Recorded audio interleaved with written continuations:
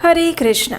आने वाली चैत्र पूर्णिमा की आप सबको बहुत सारी शुभकामनाएं। चैत्र मास में आने वाली ये पूर्णिमा तिथि भगवान श्री विष्णु के पूजन, नाम जप और साधना के लिए सबसे श्रेष्ठ मानी गई है। पूर्णिमा तिथि पर भगवान श्री हरि के सत्यनारायण स्वरूप की पूजा अर्चना की जाती है। इस दिन किया गया प्रातःकालीन स्नान, दान, जप और तपस्या मनुष्य को अक्षय फल की प्राप्ति करवाता है। तो चलिए आने वाली इसी चैत्र पूर्णिमा के उपलक्ष्य में हम एक सुंदर कथा का वर्णन सुनते हैं, और वो भी सीधे हमारे प्रमाणभूत ग्रंथों से। आइए आज की कथा आरंभ करते हैं।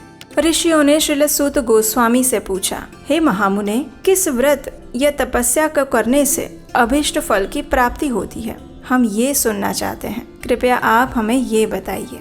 ऋषियों का प्रश्न सुनकर सूत गोस्वामी ने कहा, हे ऋषिगण, देवर्षि नारद ने यही बात भगवान श्री हरि से पूछी थी, और उन्होंने जो उत्तर दिया था वही अब मैं आपको सुनाता हूँ। एक दिन अन्यों पर अनुग्रह करने वाले योगी नारद मुनि अनेक लोकों में घूमते हुए पृथ्वी लोक पर आ पहुँचे। उन्होंने देखा कि वहाँ के सभी मनुष्य अनेक प्रकार के दुख और पीड़ा से पीड़ित हो रहे थे। अपने अपने कर्मों के फल स्वरूप अनेक योनियों में जन्म लेकर दुख प्राप्त कर रहे थे। नारद मुनि ने सोचा कि किस उपाय से इन सब का दुख निश्चित रूप से दूर हो सकता है। इस प्रकार मन ही मन सोचते हुए वे भगवान विष्णु के लोक में गए। वहां जाकर उन्होंने शंख, चक्र, गदा, पद्मधारी, वनमाला से विभूषित शुक्ल वर्ण चतुर्भुज भगवान नारायण को देखा, उन्हें प्रणाम किया और फिर उनसे पूछा। नारद जी ने कहा, हे प्रभु, आप मन और वाणी से अतीत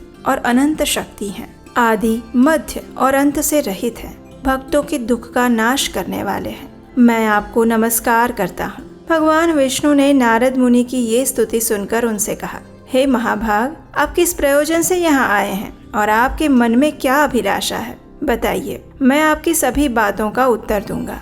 भगवान के द्वारा ऐसा कहने पर नारद मुनि ने कहा, हे प्रभु, मर्त्य लोक में मनुष्य पाप कर्मों के कारण अनेक योनियों में जन्म लेकर नाना प्रकार से क्लेश पा रहे हैं, अपने अपने पापों का फल भुगत रहे हैं। हे नाथ, उनके वे सारे क्लेश सहज में ही कैसे दूर हो सकते हैं? अगर आपकी मुझ पर कृपा है तो कृपया मुझे वो उपाय बताइए, उसी को सुनने की मेरी इच्छा है। ये सुनकर भगवान ने कहा, हे वत्स, लोगों के प्रति अनुग्रह होने के कारण तुमने बड़ी अच्छी बात पूछी है, जिसके करने से मनुष्य मोह से मुक्त हो जाता है। वो मैं अब तुम्हें कह रहा हूँ, ध्यान से सुनो। एक अत्यंत पवित्र व्रत है जो स्वर्ग या फिर पृथ्वी पर अत्यंत दुर्लभ है।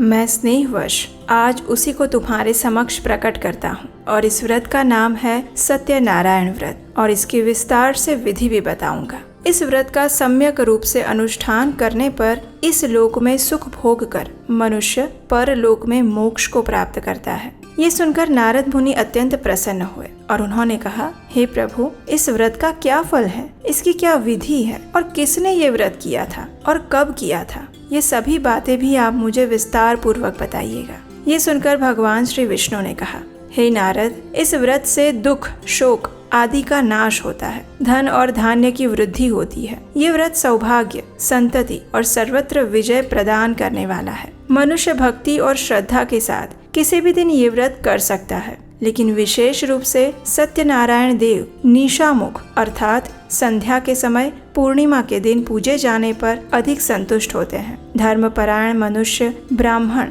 और बंधु बांधवों के साथ अगर ये व्रत करता है, भक्ति के द्वारा भोग लगाता है, तो भगवान श्री सत्यनारायण उनसे विशेष रूप से प्रसन्न होते हैं। इसके लिए भोग उत्तम पदार्थों का होना चाहिए। भोग सवा के हिसाब से होना चाहिए। केला, घी, दूध, गेहूं का आटा, गेहूं का आटा न मिलने पर चावल का आटा और चीनी अथवा गुड़ का भोग लगाना चाहिए। ये सभी चीजें परिमाण में सवा के हिसाब से होनी चाहिए और सभी को एकत्रित करके निवेदित करना चाहिए। तत्पश्चात घर के लोगों के साथ कथा सुनकर ब्राह्मण को दक्षिणा देनी चाहिए, और इसके बाद ब्राह्मणों को प्रसाद खिलाकर अपने बंधु बांधवों के साथ भक्ति पूर्वक स्वयं प्रसाद ग्रहण करना चाहिए और भगवान के सामने प्रेमवश नृत्य और संकीर्तन करना चाहिए। उसके बाद स्तुति करके भगवान सत्यनारायण का स्मरण करते हुए घर जाना चाहिए। इस प्रकार करने पर मनुष्य को निश्चय ही मनोवांछित फल प्राप्त होता है। विशेषकर इस कलयुग में सत्यनारायण व्रत के अतिरिक्त पृथ्वी पर अभिष्ट सिद्धि का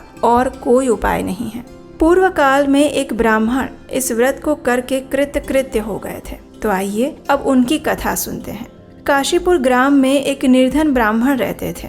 वे भूख और प्यास से व्याकुल होकर सदैव पृथ्वी पर भ्रमण करते। ब्राह्मण को दुखी देखकर ब्राह्मण प्रिय भगवान वृद्ध ब्राह्मण का रूप बनाकर उनके पास आते हैं और उनसे आदर के साथ पूछते हैं, हे ब्राह्मण देव, आप किस लिए यहाँ पर अत्यंत दुखी होकर संपूर्ण पृथ्वी पर भटक रहे हैं? यदि आपकी अभिरुचि हो तो सारी बात मुझसे कहिए, मैं सुनना चाहता हूँ। ये सुनकर ब्राह्मण ने कहा, मैं बड़ा गरीब हूँ, भीख मांगने के लिए ही इस प्रकार भटकता रहता हूँ। आप कोई उपाय जानते हैं तो हे प्रभु कृपया करके मुझे बताइए। ये सुनकर वृद्ध ब्राह्मण ने कहा, सत्यनारायण विष्णु भगवान मन चाहा फल देते हैं। हे द्विज श्रेष्ठ, आप सत्यनारायण भगवान का उत्तम व्रत कीजिए। मनुष्य इस व्रत को करके सभी दुखों से मुक्त हो जाता है। इस प्रकार वृद्ध बने हुए सत्यनारायण ब्राह्मण को आदर पूर्वक व्रत की पूरी विधि बताकर वहां से चले गए। तत्पश्चात उस ब्राह्मण ने मन ही मन भगवान का चिंतन किया और घर वापिस आया।